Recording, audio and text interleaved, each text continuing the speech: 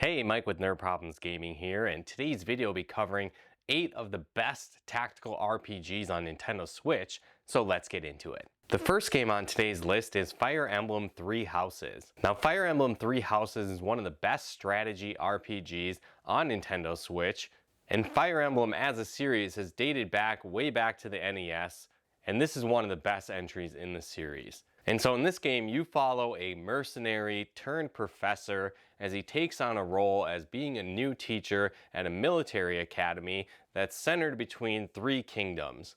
And in the distant past, these 3 kingdoms were all at war. And so they formed this military academy between all the kingdoms that would train all of the students from each one of the kingdoms in hopes of creating and maintaining a long-running peace.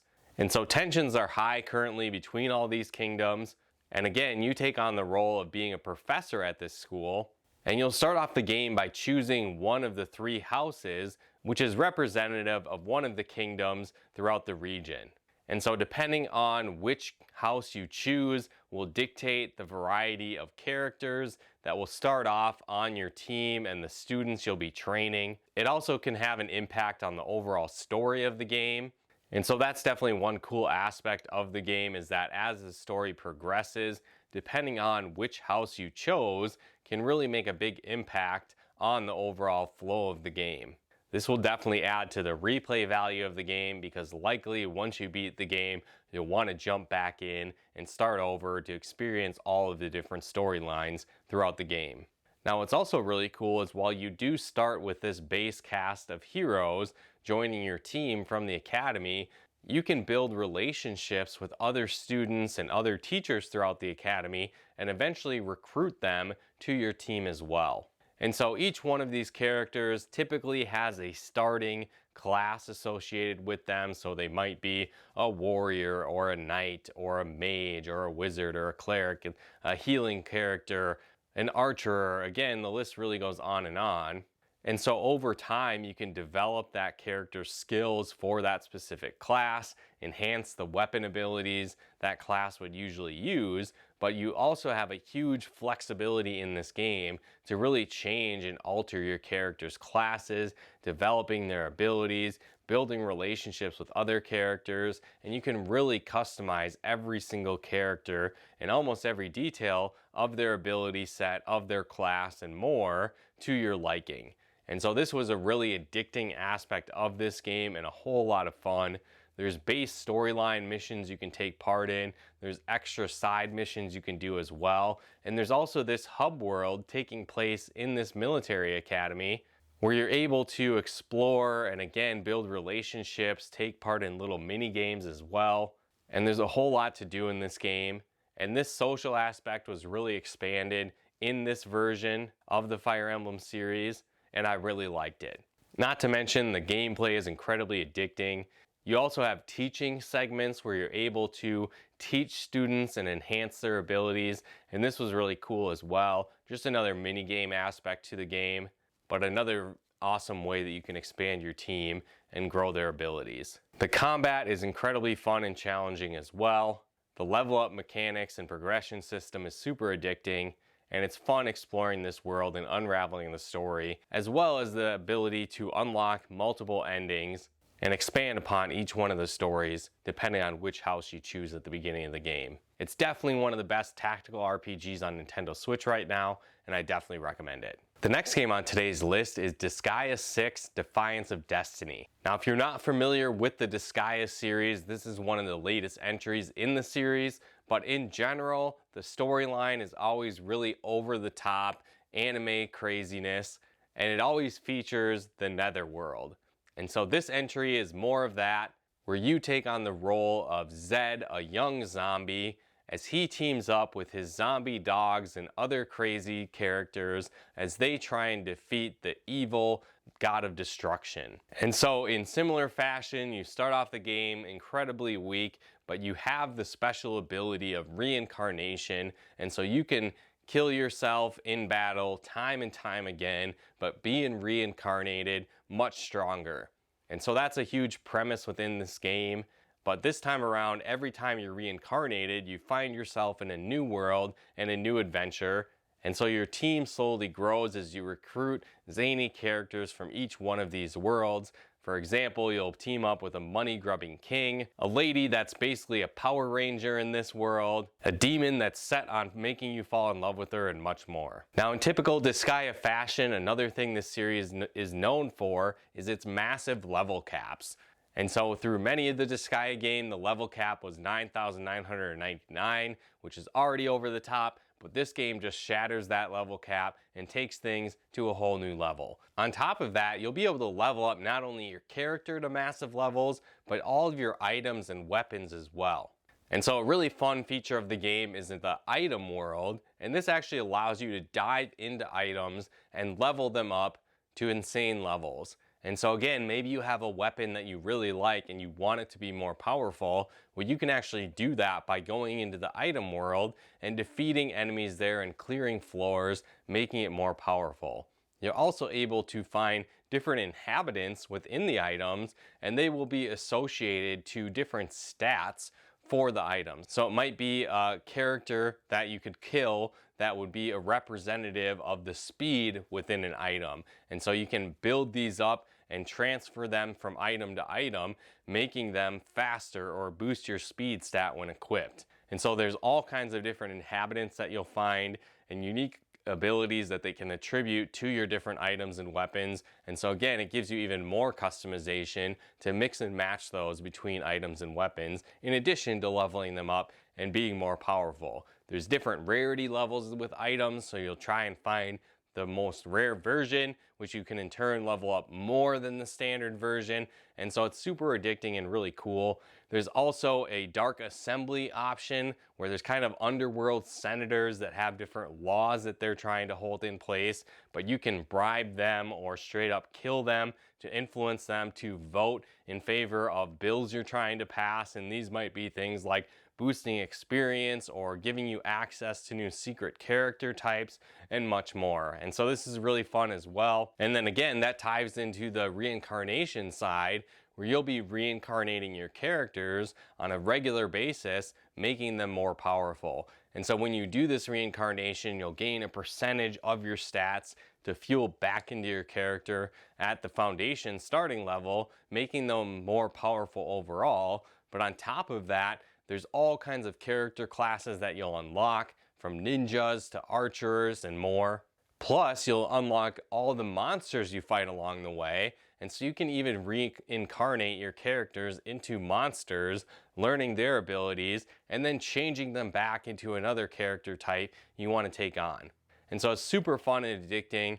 You'll be constantly leveling up these classes as well, so you'll have more powerful versions as you level them up.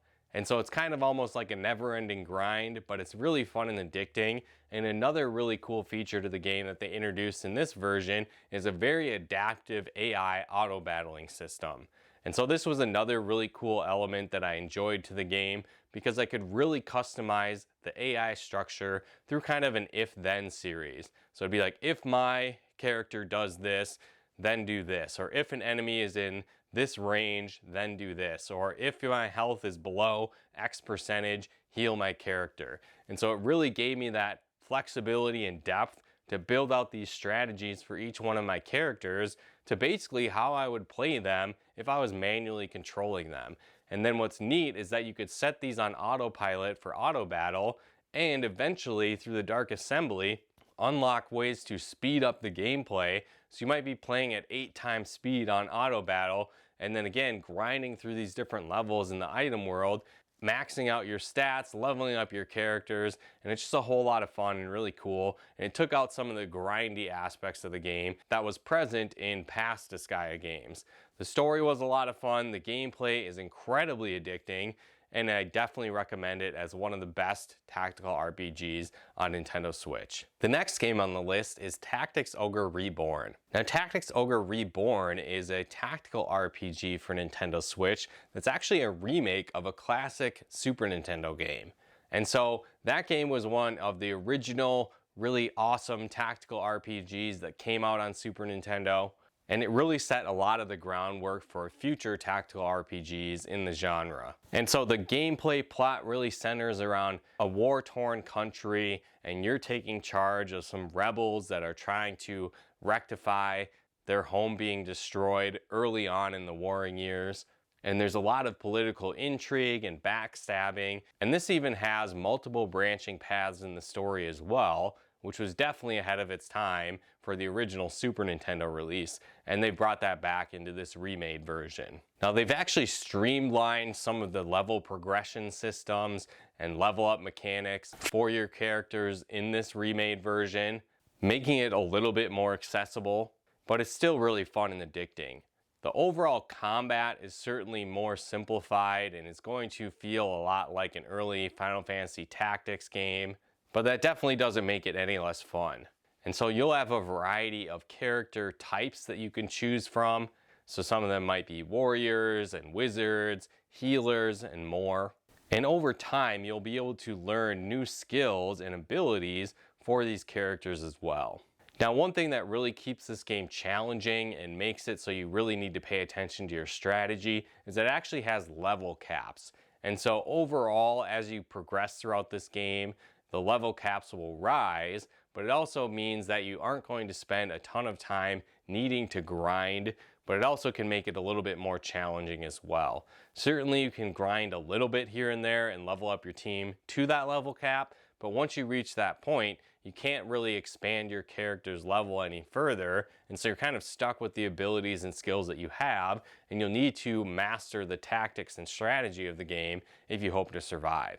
This game is certainly a lot of fun and is definitely one of the best tactical RPGs on Nintendo Switch right now. The next game on today's list is Dark Deity. Now, Dark Deity is a tactical RPG that's heavily inspired by classic tactical RPGs from the Fire Emblem series. And so it feels like one of the Fire Emblem games that would have come out on like Super Nintendo or the Game Boy Advance, which is definitely not a bad thing.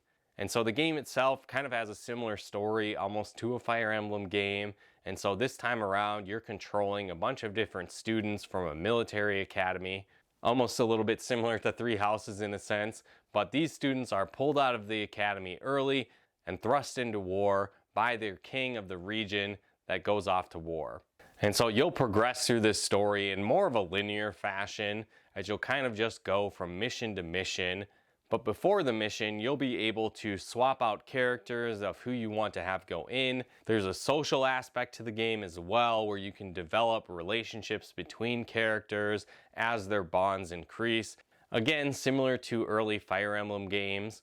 And as these bonds increase, you'll unravel more side stories between the characters. On top of that, there's a branching class tree for your characters as well.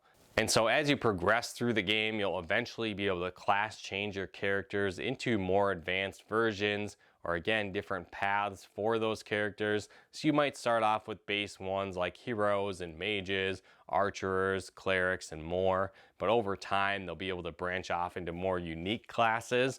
And so since the game is a little bit more linear, it'll likely add to the replay value where you might try and go through the game a second time with different characters using different classes, giving you a different experience as you play through the game.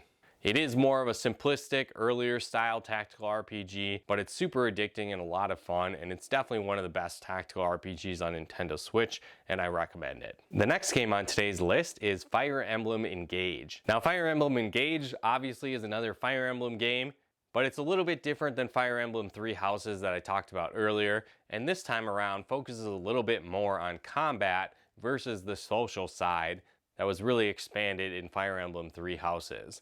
And so this time around, you're actually playing as the divine dragon that's been awoken after thousands of years, and you need to take on the evil fell dragon that's threatening the land. And so another really neat element to this game that's different than Three Houses is that you can actually combine your powers with great heroes from Fire Emblem games past. And so this is really cool if you've been a long-running fan of the Fire Emblem series, as you'll be able to play as some of the classic heroes from earlier games. And so throughout the game, you'll collect different emblem rings that are associated with heroes from Fire Emblem's past, And so again, you can mix and match these rings, giving these powers and abilities to your different heroes. And so it kind of transforms them in a sense where they combine powers. And so that's a really cool element to the game. And again, they've really streamlined the social aspects of the game. So there's a base hub world that you can go to where you can have some of these interactions, but it's definitely not as in depth as it was in Fire Emblem Three Houses. And so the game more so focuses on the turn-based combat, which I can definitely appreciate because that's also one of my favorite parts in the Fire Emblem series. And so again, you have the class change abilities with your characters that you'll be able to utilize throughout the game, but characters seem a little bit more in their set classes compared to potentially Three Houses where it was kind of almost sky's the limit. You certainly have a lot more flexibility than past Fire Emblem games, but again, it focuses a little bit more on combat. And again, the heroes tend to stay in a similar type of character class throughout the game. There is some accessibility options where you can play without permadeath, and so that's totally up to you if you want to play in that mode or more a classic mode where characters do die forever if they die once within battle, giving you that extra challenge. It also has a neat rewind feature, so if maybe you make a mistake and you want to go a little bit backwards in a battle, you do have that option to potentially clear a battle without somebody dying, or if you make a key mistake, you can undo that error with this rewind feature. It's not unlimited, but it does help with the accessibility of the game as well. Again, it's another Fire Emblem entry, but it's still definitely one of the best tactical RPGs on Nintendo Switch right now. The next game on the list is Mario Rabbids Kingdom Battle. Now, Mario Rabbids Kingdom Battle is more of a lighthearted, over-the-top tactical RPG, and it feels a lot like the XCOM series. And so the storyline of the game is pretty interesting and unique, where the Rabbids universe and the Mario universe collides, and you go on a quest as the Mario heroes, teaming up with a couple hybrid heroes of Rabbids and Mario, as they go on a quest to restore the universes and to stop the evil Rabbids that are terrorizing the Mushroom Kingdom. And so you'll definitely see a lot of the humor of the Rabbids series mixed into this game. Now, you'd think that this mashup wouldn't work very well, but it's definitely a great combination and is a whole lot of fun. Same thing with the idea of having it being more XCOM style combat, where the Mario team has guns of sorts. But again, this over-the-top scenario is kind of a cool combination, and it plays off well as the mixture of Mario abilities with this XCOM gun style combat. Now, in between battles, there's also some light puzzle elements to the game. So as you explore the overworld hub world area, in between missions, you'll find hidden branching paths and be able to solve some light puzzles to find additional coins and items to power up your characters. Another really addicting element to the game is that you're given a score after battle, and so striving to achieve that perfect score is always the forefront of your mind, and so likely you'll replay levels trying to get the best outcome possible. Your characters can be upgraded throughout the game, as well as different weapons that they find can be enhanced and upgraded. And there's also an upgradable skill tree for your characters as well. If you're looking for another fun Mario adventure set in a tactical RPG universe, this one's definitely worth playing as well. The next game on the list is Cross Tales. And so Cross Tales is a very similar RPG to the original Final Fantasy Tactics, and that's definitely a good thing. I definitely feel like that's one of the best tactical RPGs of all time, so being heavily inspired by that game is definitely a good sign. Now, the game itself also has a unique twist where the heroes are kind of like cats and dogs, and so they're sort of like human hybrids between the two. And as you start out the game, you'll need to choose which hero you want to play as the representative of that specific kingdom. And so the two kingdoms have been at war for a long time, and you jump into the middle of this conflict. And again, depending on which hero you choose, you'll play through the game from that kingdom's perspective. And so that definitely adds a lot of replay value to the game, because once you beat it through as one hero, you'll likely want to jump back in and play it through again. And so there's definitely some replay value there, but the overall gameplay is incredibly addicting and a lot of fun. And so it features more traditional tactical combat, but one thing that I like about the game is that your character order is dictated based on your character's agility.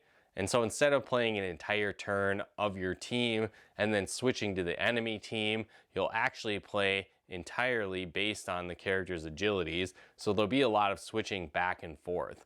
I think this adds another layer to the strategy because sometimes you'll need to protect heroes on your team or use buffs for your characters or potentially just defend because there's no one you can attack right away, or you're preparing for an oncoming onslaught of multiple enemy characters in a row before your other heroes might act. On top of that, the game does give you advantages based on the positioning of your characters.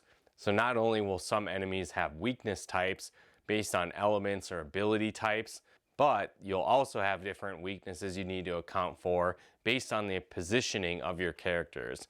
So if you get behind an enemy, you'll do more damage than in front of them, and the side gives you an advantage as well as the different height of your characters. So if you're attacking from above versus below, you'll get an advantage there as well. And so again, I really like that aspect to the combat and overall feel of the game. But on top of that, your characters will have a variety of classes that they can choose from, and you'll have a main class as well as a subclass and even a base class that your specific character has throughout the whole game. And so you'll have a variety of skill trees that you can unlock based on those classes. And again, you can mix and match them together to really customize how your character feels and plays. There's also a ton of different passive abilities you can equip to your characters, and you'll acquire these as you expand out the skill trees for your class types. And this also can really allow you to customize your characters to your liking. And so this is a really cool aspect to the game. I've had a lot of fun with that, and it's really addicting, going back in and learning new skills and tweaking your abilities.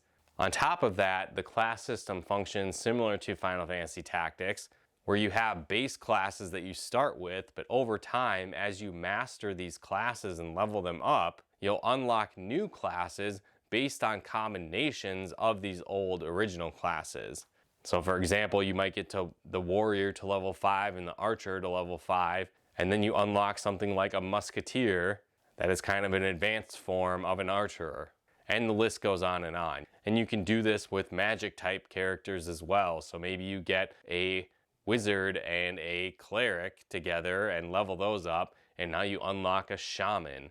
And again, the list goes on of these different combinations, but it's really fun to go through and level up these classes and discover these new ones as you master old classes. There's also free battles and side missions you can take on.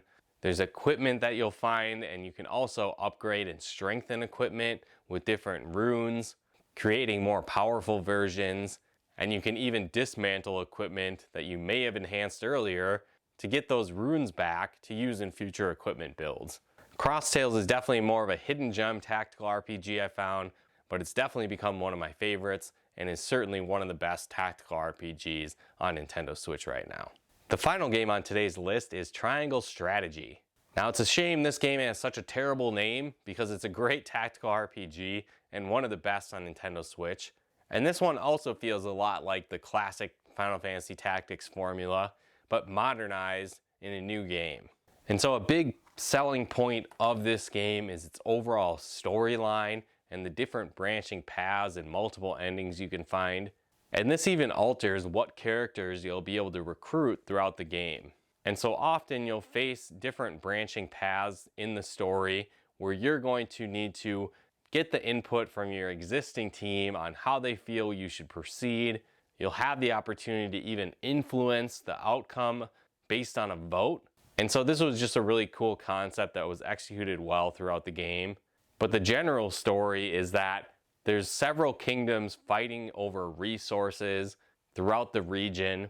And there has been relative peace for many years, but there's a lot of turmoil and tension going on and a lot of parties vying for power. And so your main heroes just want peace, but that's not really on the table right now. And so you'd go on a quest and a journey to try and restore peace in any way that you can. And so again, this really leads you down the different branching paths in the storyline. Now, in addition to the gripping story, Triangle Strategy definitely has some excellent combat and addicting progression systems. And so you'll be able to increase your character's abilities throughout the game and even change their classes to more powerful versions, but there isn't the complete flexibility that you might see in a Fire Emblem Three Houses, where any character can really become any class you want. This time they're a little bit more restricted and simply become more advanced versions of the base class they start as. And so with this though, each character really has their own unique feel and play style to them, different weapon types they can use and abilities that suit them based on their class. And so it really becomes important which characters you bring into battle, and you need to use their strengths effectively and avoid potential weaknesses in your overall party. And another neat feature is that during combat, a lot of the environments will have unique mechanics mixed in as well. So for example, you might be able to light portions of the village on fire to trap enemies and hurt them with burns, weakening them for the rest of combat, if not outright killing them. And so there's a lot of scenarios like this that have cool features in combat, and that really stood out as well. Triangle strategy is certainly one of the most robust tactical RPGs available right now in terms of story and scope of the game, and it's definitely one of the best tactical RPGs available on Switch right now, and I recommend it.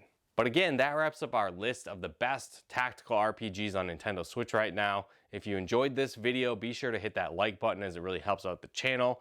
If you think there are other great tactical RPGs that I missed, definitely let me know in the comments below. Or if you've played these before, let us know your thoughts in the comments below as well.